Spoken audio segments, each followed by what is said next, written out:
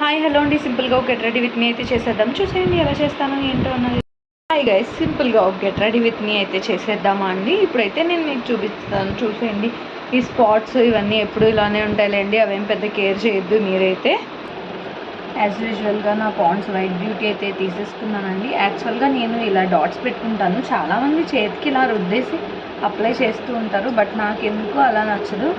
నేనైతే ఇలా అప్లై చేసుకుంటాను అనమాట. సో చూస్తున్నారు కదా ఎలా అప్లై చేసుకుంటున్నాను అని చెప్పేసి. నా బ్యాక్ సైడ్ అయితే మీరేం పట్టించుకోకండి.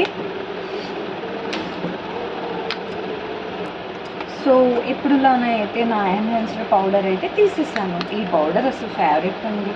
ఈ ఫ్రేగ్రెన్స్ ఉంటుంది, డబ్బా తీగని డబ్బా అలా పీల్చాలనిపిస్తుందండి. చాలా బాగుంటుంది ఇదైతే. సో నాకైతే చాలా ఇష్టం.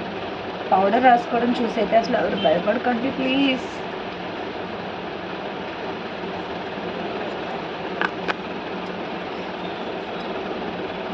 సో అయిపోయింది. స్టిక్కర్ పెట్టేస్తున్నా.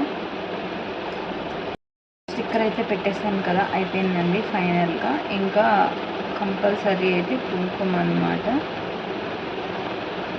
సో కుంకుమ కూడా పెట్టేస్తున్నా.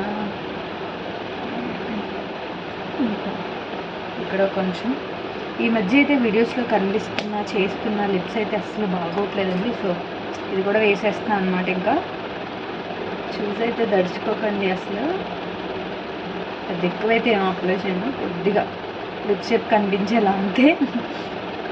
ఫైనల్ లుక్ అయితే ఒకసారి చూపించేస్తాను అన్నమాట. సో ఫైనల్గా అయితే ఆ గెట్ రెడీ విత్ మీ అయిపోయింది. సో ఫైనల్గా అయితే అయిపోయిందండి.